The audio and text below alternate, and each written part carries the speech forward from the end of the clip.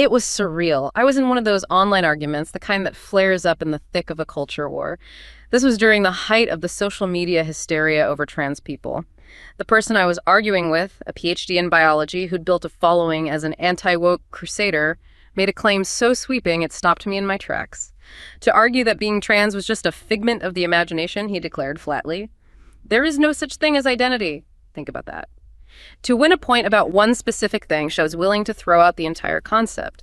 It was a common argument you'd hear, but coming from an academic, it felt different. I watched as his followers lapped it up uncritically. They weren't necessarily malicious. It felt more like they were just relieved to find a rationale, any rationale that sounded intellectual and wasn't overtly bigoted to justify their discomfort. And it made me think of Louis Pasteur. I imagine people back in the 19th century hearing about germ theory for the first time. Tiny invisible creatures in my milk, making my boy sick. Come on, just use your common sense. This felt like the modern version of that. A denial of a fundamental, observable phenomenon simply because it's inconvenient or unsettling. But here's the thing. Identity isn't just real. It's the entire key to understanding why we do what we do. So yeah. We're embarking on a deep dive today into something, well, truly fundamental to understanding ourselves, each other, and, the very fabric of society. We're talking about the concept of identity. Right. We're going to unpack why it's not just some abstract idea or, like he said, a mere figment of imagination, but actually a core, undeniable force driving human behavior. Absolutely. We'll explore how identity actively shapes us, not only personally and professionally, but also socially, especially in this rapidly changing, digitally interconnected world we live in. And it's truly fascinating how deeply pervasive this concept of identity is, even when, as you said, certain narratives try to deny its very existence. Today, we'll try to connect the dots across various levels of human experience. We'll look at individual self-perception, how that forms, how our roles within organizations get shaped, and crucially, how larger societal trends, the digital age's influence, shifts in public discourse fundamentally alter who we are, how we are seen, and maybe even how we are legally recognized. Wow. It's a journey, really, from the intensely personal to the broadly societal. Okay, let's circle back to that opening anecdote then. The one where the individual who, happened to have a PhD just declared flat out, there is no such thing as identity. It really does feel surreal, doesn't it? It does. This, dismissal of a concept so fundamental, seemingly just to score a point in some culture war argument. Yeah.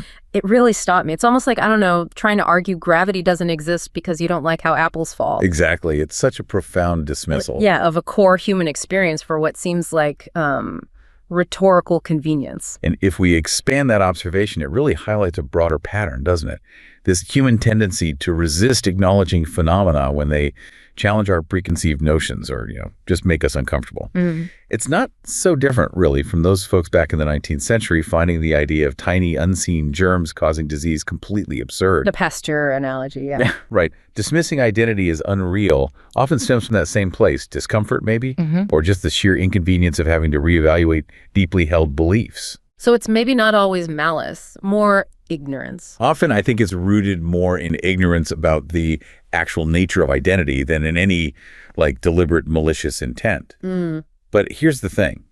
Regardless of whether someone acknowledges the concept itself, right, identity's effects on human behavior are undeniable. Its profound influence on our actions, our motivations, our interactions. It's a clear, observable phenomenon that shapes pretty much everything we do. Okay, so if identity is this powerful, undeniable force, what does it truly mean for us on a personal, psychological level? How does it show up in our individual well-being? Well, a foundational idea in psychological research on identity is that it's absolutely crucial for developing what we call a coherent sense of self. A coherent sense of self. Okay. Yeah, you can think of it as having a unified, sort of consistent understanding of who you are at your core. Like it all fits together. Exactly. It's about seamlessly integrating your thoughts, your feelings, your actions, so they all align into a consistent self-concept. Yeah. And this integrated self-concept then acts like your internal compass, basically. Guiding you. Right. Providing direction and guiding your decision-making in a way that feels authentic, true to you. Without it, life can feel pretty disjointed. You know, like you're just reacting to things rather than steering your own ship. I see. That feeling of being adrift. Precisely. And this lack of a coherent sense of self It's actually a very common complaint in contemporary society. When people talk about feeling lost or directionless or just going through the motions day after day, these are often direct symptoms of not having fully developed or maybe embraced their authentic identity. So that's where finding your why comes in. I hear that phrase a lot. Exactly. And it's much more profound than just a feel-good phrase. Psychologically, it's about deeply excavating, discovering those intrinsic, deeper purposes that genuinely drive you. Not just external stuff like money or status. Way beyond that, beyond superficial external rewards like a bigger paycheck or just following a traditional career path because, well, it's expected. Finding your why at its core means leaning deeply, authentically into the fundamental elements of your identity. Yep. It's a profound journey of self-discovery, really. And it has the power to transform your entire daily experience, injecting it with meaning and genuine purpose. That idea of leaning into your true self, finding that why, it makes me think of another powerful metaphor that, motivational speakers sometimes use. Burning the boats. Ah, yes.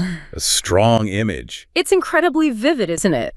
It means committing so fully to a decision, to a direction, that you deliberately remove any possibility of retreat, of failure. You make it so the only way is forward. Exactly. Imagine a painter, for instance. Yeah. Someone who feels deep down that they are an artist, that's their true calling. They might take the really radical step of quitting their steady, maybe comfortable job as, I don't know, milkman. Okay, yeah. They do this knowing full well that now the only way they're going to eat, the only way they'll survive is if their painting sells. It's extreme, sure, and it sounds incredibly risky. It does. But it forces this undeniable, unambiguous commitment to that identity. It's a real psychological leap of faith, isn't it? It absolutely is. And that level of commitment, especially when it comes from a place of deep self-alignment, is profoundly transformative. Many highly successful individuals across different fields often say they discovered their core whys remarkably early in life. Really? Early on? Often, yeah.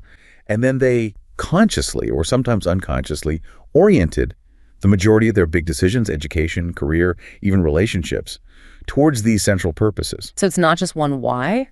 Usually not. It's rarely about having a single rigid identity. It's more often a collection of interconnected whys, a sort of rich plurality of aspects that contribute to who you fundamentally are. And when a person makes this deliberate, often pretty courageous transition, moving from a life driven mostly by routine or external expectations to one deeply aligned with their intrinsic whys and, metaphorically burns their boats. Yeah. The evidence really suggests they tend to lead far more rewarding, purposeful, and genuinely meaningful lives. That makes sense. And this kind of intentional identity building also contributes to what some researchers call identity capital. Identity capital. What's that? Think of it like accumulating personal assets, skills, experiences, inner resources that you build through intentional choices and investments in who you are.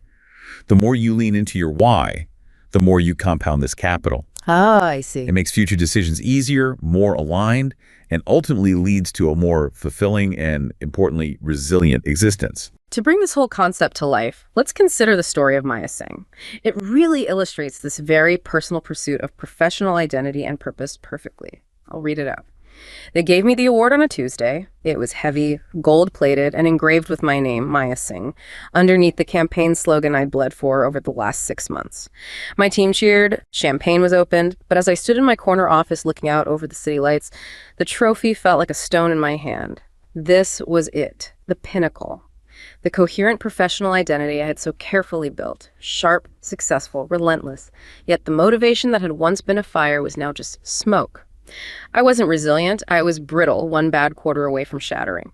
I scrolled back through photos on my phone, past the corporate events and forced smiles, until I found one from a decade ago.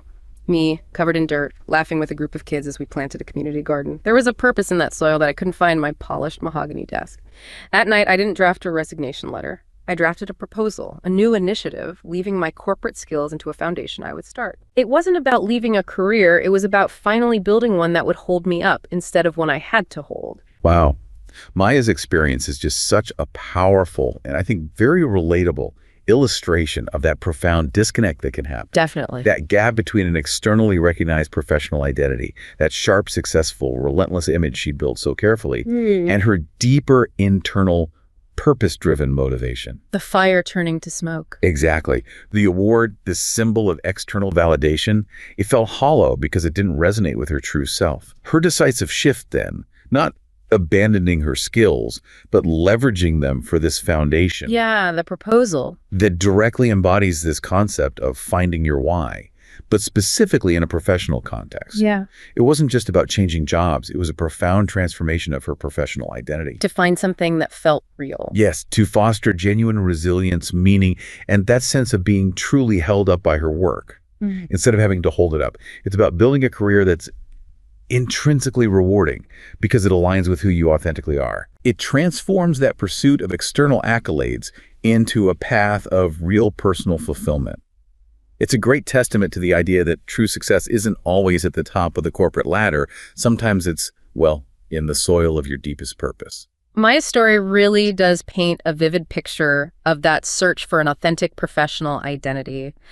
And like you said, this isn't just a personal quest. It has huge implications for how organizations function and how people thrive within them. Absolutely. So let's transition our focus a bit now to organizational behavior. What exactly is that field about? Right. At its core, organizational behavior, or OB as it's often called, is the systematic study of human behavior within organizational settings. Okay. It examines that intricate interface between human behavior and the organization itself, and then also the organization as a whole system. It's a really expansive field. So it looks at individuals, groups. Individuals, work groups, entire organizations, yeah. And it draws insights from disciplines like sociology, psychology, even anthropology. It's quite interdisciplinary. And the history of OB is pretty fascinating, actually. It shows how our understanding of people at work has evolved so dramatically. How so? Well, early thinkers like Max Weber, the sociologist, he had this concept of the iron cage of bureaucracy. The iron cage sounds ominous. It was, kind of. He worried that the Industrial Revolution's relentless focus on efficiency could inadvertently strip workers of their individuality, creating these huge impersonal systems. Efficient maybe, but constraining the human spirit. Okay. Then you had Frederick Taylor, an engineer around the late 19th, early 20th century, championing scientific management. Right. Time and motion studies. Exactly that. Maximizing task efficiency through rigorous methods, timing workers with stopwatches to find the single best way. Very machine-focused. But a really significant pivot happened with the Hawthorne studies. These were conducted from the late 1920s into the early 30s. Ah, the Hawthorne effect. Well, that's part of what came out of it, but the studies themselves were groundbreaking. They initially set out to see how things like lighting levels affected productivity. Yeah. What they unexpectedly found was that social relationships among workers, group norms, the actual content of the job itself, these things were far more strongly correlated with performance than the physical conditions. Wow. So it wasn't just about the lighting. Not at all. This fundamentally shifted the focus in OB away from just pure efficiency towards understanding human motivation, social dynamics, the psychological needs of employees. That seems crucial. Absolutely. And later, Herbert Simon, a Nobel laureate, really advanced our understanding of decision-making within organizations. He introduced concepts like bounded rationality, meaning humans aren't perfectly rational economic actors. We make decisions within the bounds of limited information, time, and cognitive ability. Right, we're not computers. Exactly. And also satisficing, where we choose the first acceptable solution we find rather than searching endlessly for the absolute best one. We just need something good enough. Pretty much. Simon's work highlights how deeply personal identity and the organizational context shape the choices we make in any role, from the shop floor to the C-suite. Okay, building on that crucial idea, the human element, the shift from Hawthorne, let's talk about the psychological contract in the workplace. You mentioned it earlier. Yes. This isn't like a written employment contract, right? No, not at all. You won't find it in the employee handbook.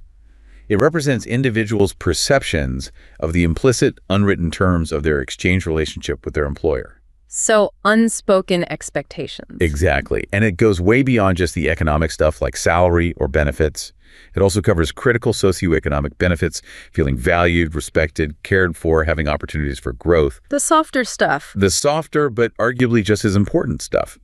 It's essentially about those unspoken expectations and mutual commitments that really shape the employee-employer dynamic. And what's really compelling here is its deep foundation in social exchange theory. Okay, what's that? It emphasizes the principle of reciprocity. The core idea is elegantly simple.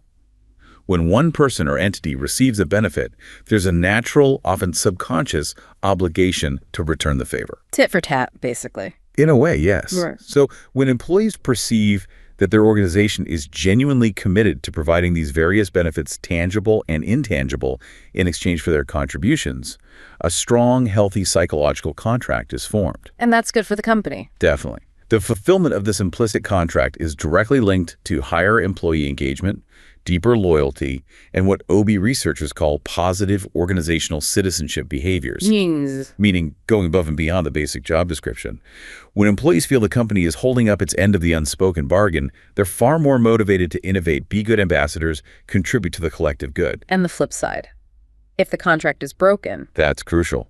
A perceived breach feeling the organization hasn't met its implicit obligations can absolutely shatter trust, drastically reduce commitment, and lead to higher employee turnover. Which costs money and hurts morale. Exactly. It impacts productivity, reputation, creates a culture of distrust. And this is so relevant today, isn't it? With things like the Great Resignation or quiet quitting. People expecting more. Yes, employees are increasingly looking for more than just a paycheck.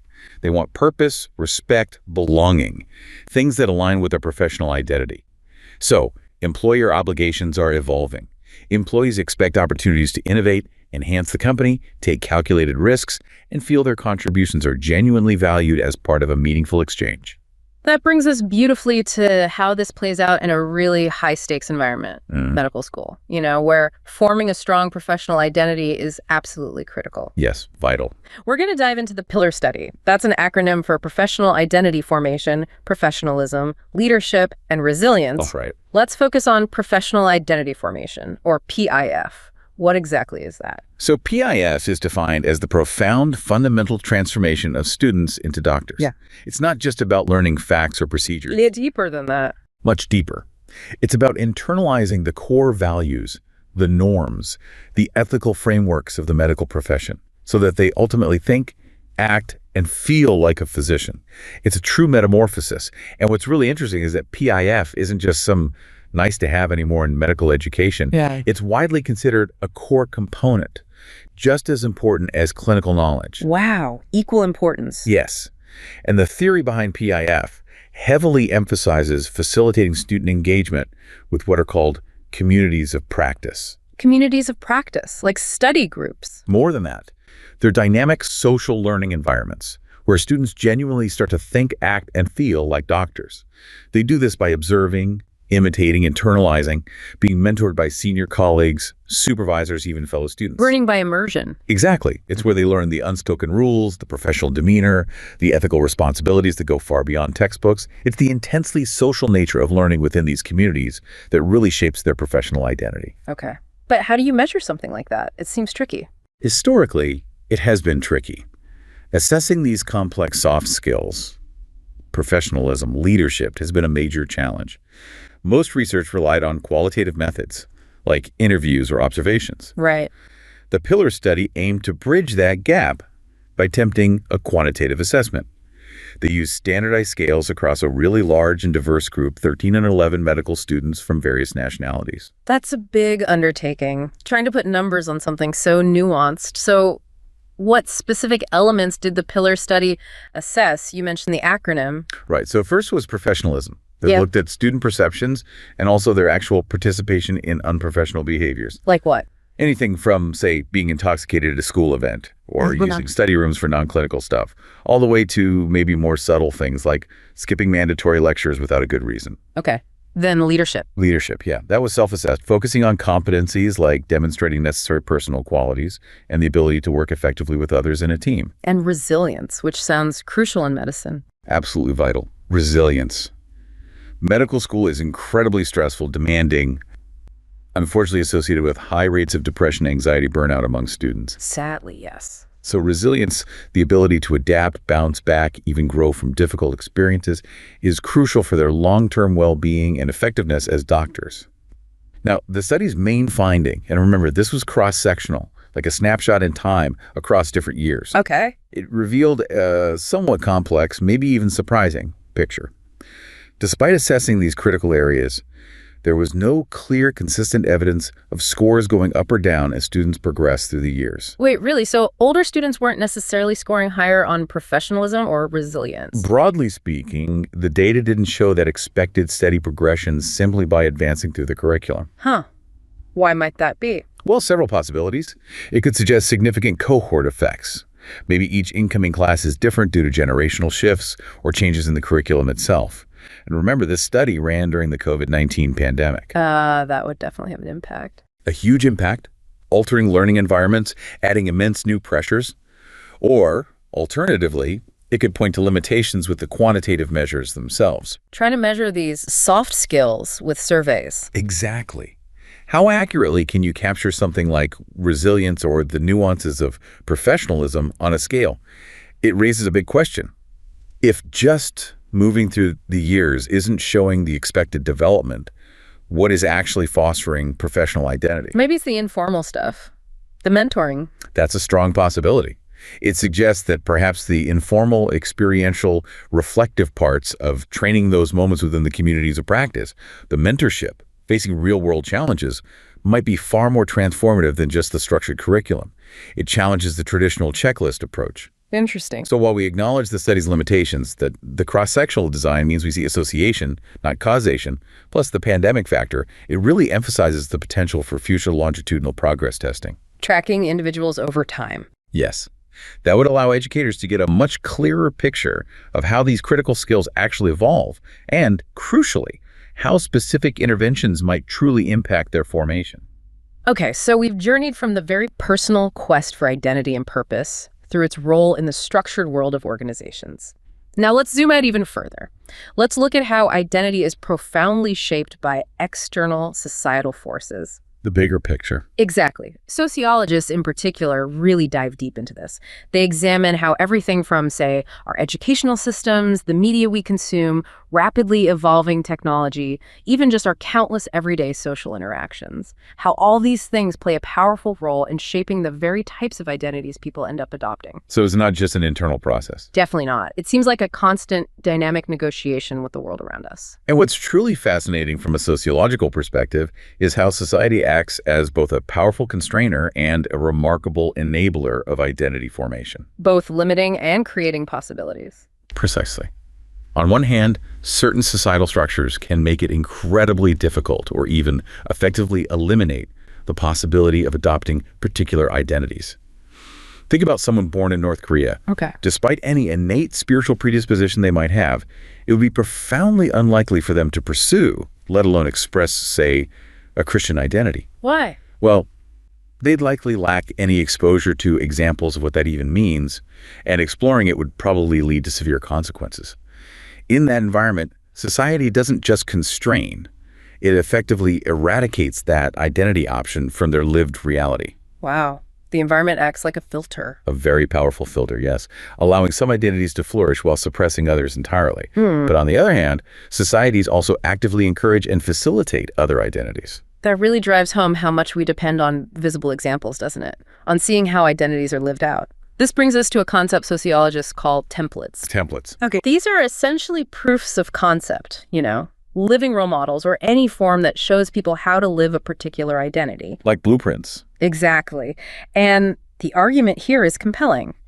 These templates are often far more important than any raw, innate talent or predisposition when it comes to actually expressing and embodying an identity. So talent isn't enough. Apparently not. Yeah. Without seeing how an identity is enacted, without that blueprint, it's incredibly difficult to build and live it yourself. That resonates deeply with so many personal experiences, I think. Yeah. You might feel an innate pull towards, say, abstract thinking or have a knack for spotting patterns. Yeah. But that talent might just lie dormant, unrealized potential, until you encounter templates that give it tangible form.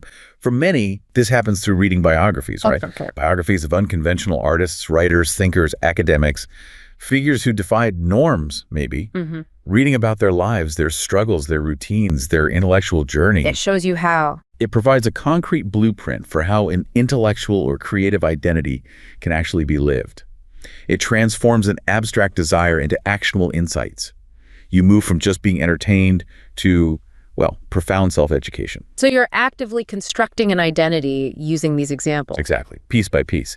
And this really underscores the role of what you might call sociological luck. Sociological luck. The sheer, often unappreciated fortune of being born at a particular time and place, with access to the technology and information that makes these templates accessible. Because in the past, finding them was harder. Much harder. It might have required travel, rare books, specific social connections.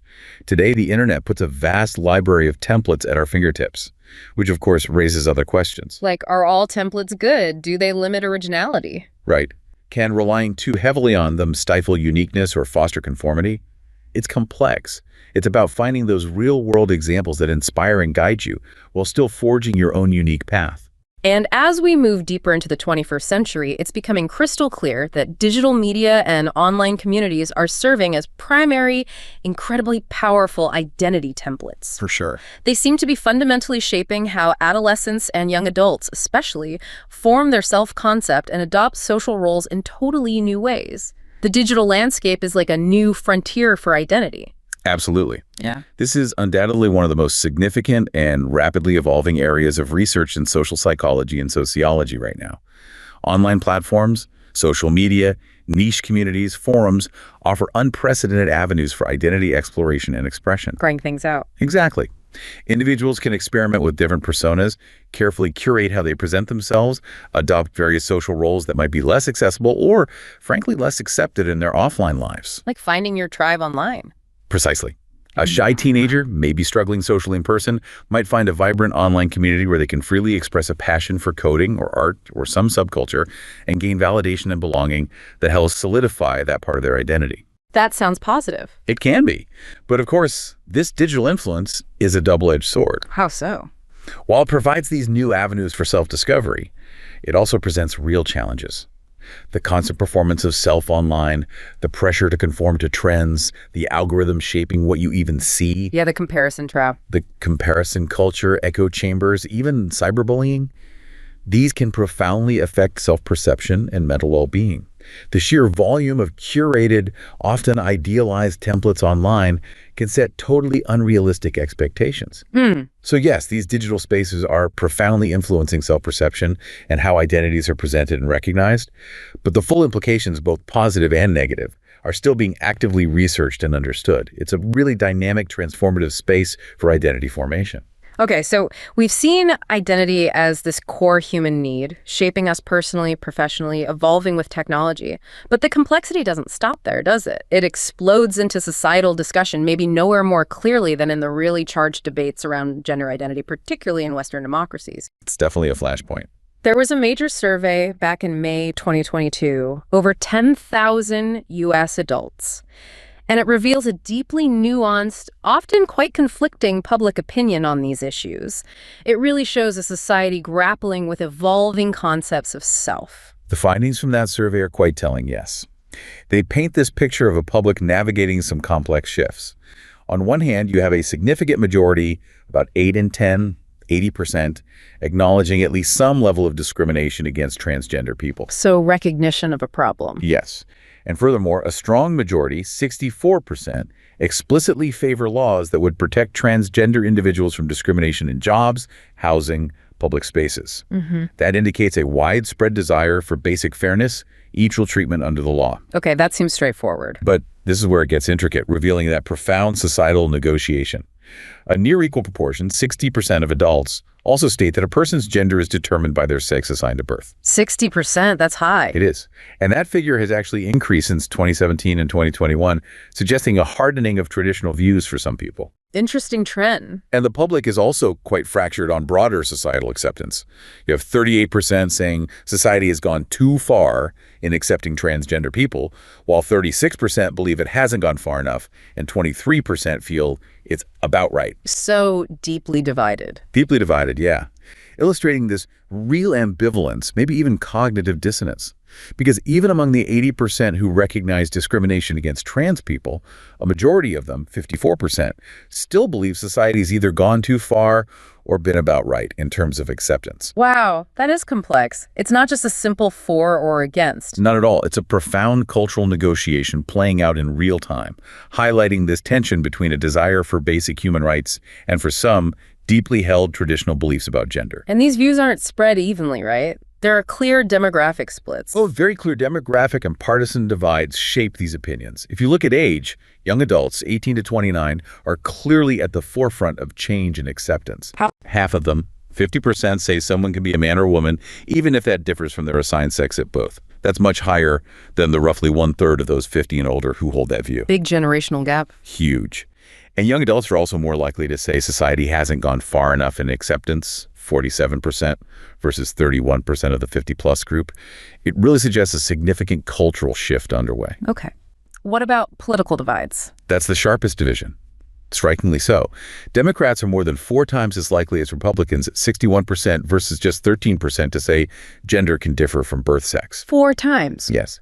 And a substantial majority of Republicans, 66%, explicitly say society has gone too far in accepting transgender people.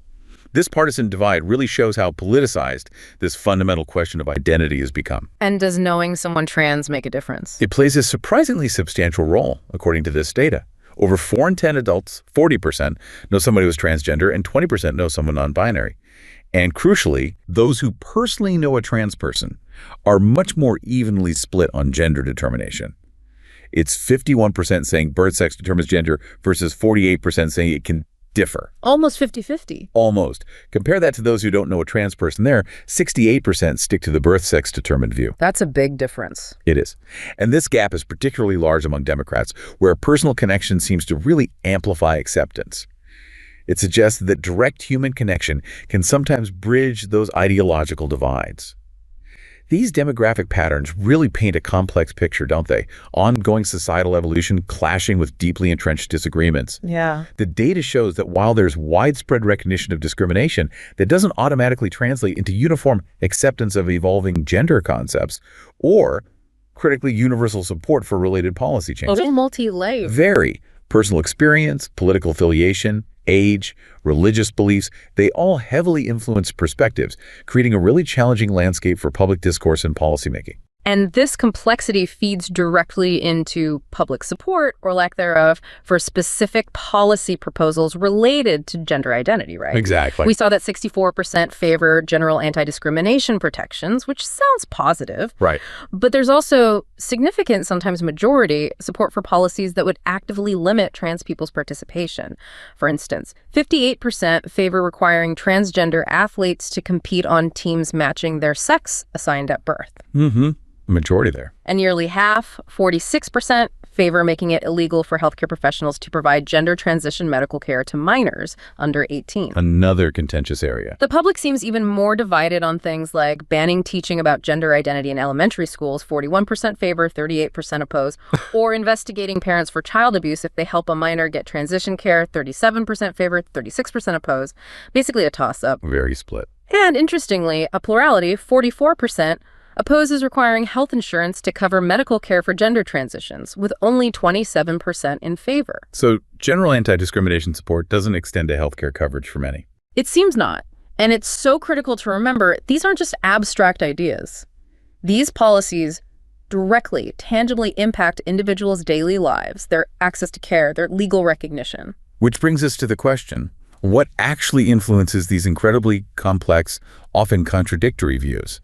The survey sheds some light. Okay. Science is cited by 44% overall, but its interpretation varies dramatically depending on pre-existing beliefs. How so? Among those who say gender is determined by birth sex, 46% cite science, sure, but that's alongside 41% who cite religious beliefs.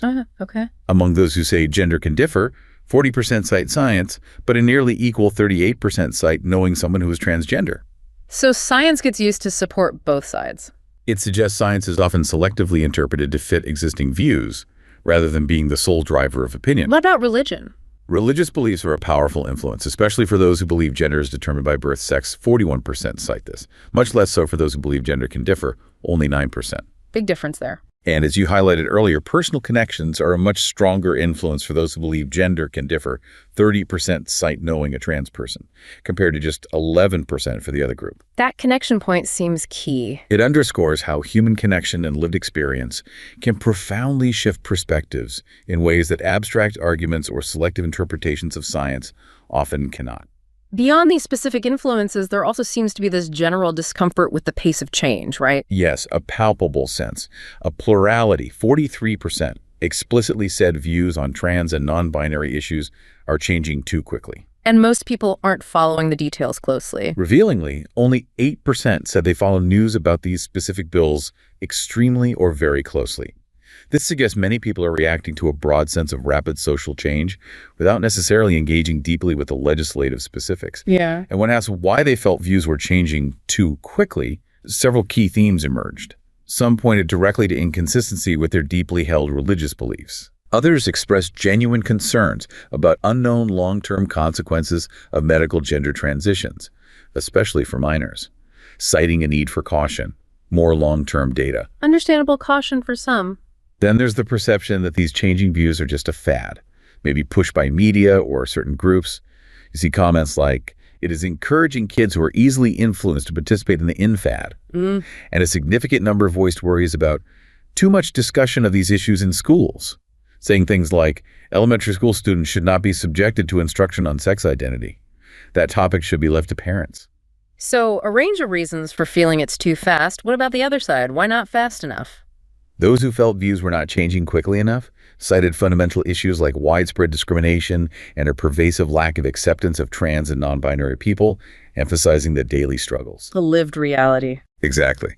They pointed to legislative initiatives actively restricting rights in some places, a general lack of openness to change in society, and a deeper understanding that gender identity is a spectrum and not binary, which they feel society is just too slow to grasp. These contrasting reasons really highlight the deep divides. Absolutely. And the varying understandings of identity itself that exist within the public sphere. Okay, let's take this global now. How is gender identity legally recognized around the world, moving beyond the U.S. debates? We're talking here about gender self-identification, right? Yes, that's the key concept internationally. The idea that someone should be allowed to legally identify with their chosen gender just by declaring it without needing medical tests, psych evaluations, or a judge is okay. Exactly. It represents a significant shift toward a more human rights-based approach, centering individual autonomy. And to really understand the intensely personal impact of these legal frameworks, or maybe the lack of them, let me share another story. This one powerfully illustrates the stark reality of binary choices people can face. The form on the counter had 2 boxes, M and F. Just 2. I stared at them, the stark black ink a judgment in itself. The clerk, a woman with tired eyes, tapped her pen. Just pick one, hon. It's for the system. But my identity wasn't for a system. It was for me. It was the quiet certainty I felt waking up in the morning, the way my friends said my name, the relief of finally seeing the right person in the mirror. For years, I had fought through the noise of opinion pages and political debates that spoke of me as a theory, a construct to be debated. Here, in the sterile silence of a government office, that debate was distilled into 2 unforgiving boxes. I felt a familiar coldness spread through my chest, the feeling of being erased. I walked out without a new ID, but as I caught my reflection in the glass of the door, I saw not the ghost the form tried to make me, but myself. Whole and real. The paper could wait, my existence couldn't. That story. Wow, it's incredibly powerful. And it so vividly reflects this broader global shift towards recognizing identity as a fundamental human right. Moving beyond those boxes. Exactly. Moving away from restrictive, often medically gatekept, binary categories towards respecting an individual's self-determination in their own gender. As that story shows, legal recognition isn't just bureaucracy. It's about affirming one's very existence, aligning internal truth with external legal reality. So which countries are moving in this direction? Well, as of July 2025, an increasing number, 22 countries, have enacted laws allowing gender self-identification without requiring judicial or medical approval. Argentina was a real trailblazer back in 2012. The first? The first to allow it without any medical requirements, setting a global precedent. Since then, others like Ireland in 2015, Norway in 2016, and more recently Germany. Their law took effect November 2024 for adults, though with parental involvement for minors, in Spain in February 2023, also with age restrictions. And it varies within countries too, right? Like Canada or Australia. Yes, that's important. In federated countries like Australia, Canada, Mexico, gender recognition laws often vary significantly by province or state. And procedures can differ even between documents, like birth certificates versus passports. What about recognizing non-binary or third genders? That's another dimension. Some countries, particularly in South Asia, have long recognized third genders. India, Nepal, Pakistan are notable examples, though their approaches differ. How so? Well, Nepal's laws currently only allow changing markers to O for other, not F or M, for trans men or women, which is still limiting for many. India's 2019 Act recognizes a transgender third gender by self-declaration, but paradoxically still requires medical intervention if someone wants male or female markers. Pakistan, contrastingly, is more expansive, allowing self-identification as male, female, both, or neither. And these national changes are supported by international bodies. Yes, significantly. International bodies have taken stances that add weight. The Council of Europe adopted a resolution back in 2015 calling on member states to develop quick, transparent, and accessible procedures based on self-determination. A clear signal. A very clear signal to move away from burdensome requirements. Even more strongly, the Office of the UN High Commissioner for Human Rights stated in 2015 that abusive requirements, like forced sterilization or surgery as a precondition for legal recognition, clearly violate international human rights standards. And this strong stance is mirrored and amplified by dedicated advocacy from human rights organizations. Amnesty International, for instance, published a critical report in 2014, really calling out European countries for discriminatory laws and advocating strongly for self-ID models. Pushing for change. Definitely. More recently, a big 2019 report by the global law firm Dentons, along with IGIL-AO, an international LGBTQI youth group, and the Thomson Reuters Foundation, advocated for an even broader scope. Things like the right for under-18s to get legal gender recognition based on self-declaration, recognition of a third gender marker for non-binary folks, and publicly accessible trans health care. Okay. Now, it's worth noting, that report also discussed some, well, controversial strategies for achieving these reforms. Such as? Things like minimizing the risk of public scrutiny to avoid backlash, tying your campaign to more popular reform as a sort of veil of protection, and even undermining parental involvement, calling parental consent restrictive and problematic for minors. That does sound controversial. It highlights the complex, sometimes contentious nature of advocating for these profound legal changes, navigating deep societal divisions and ethical considerations. So with all these evolving laws and advocacy, what does it actually mean in the real world? What has academic research found about the practical impacts of these laws, especially self-ID? Academic research provides some really significant findings here, helping cut through some of the noise. Firstly, studies consistently show that legal gender recognition frameworks based on medicalization requiring tests, diagnoses, interventions tend to have demonstrable negative effects. Oh. They impact access to fundamental rights. Education, employment, healthcare, Social Security, legal protection, the bureaucratic hurdles, the invasive nature, they create real barriers. Okay. What about self-determination models? Conversely, research increasingly suggests clear positive impacts when systems adopt self-determination. A 2020 study found allowing legal gender changes without medical requirements significantly improved the experience and well-being of older trans individuals transitioning later in life. That's significant. Even more striking, a 2021 study showed a powerful economic impact. Removing surgical requirements was associated with a 20% increase in the employment rate for female-to-male trans individuals. Wow, a tangible economic benefit. It suggests removing these barriers has real positive effects on people's lives and their ability to participate economically. What about safety concerns? The argument about predators in women's spaces. That's a crucial point to address. Academic research finds no substantial empirical support for those claims. No support, no.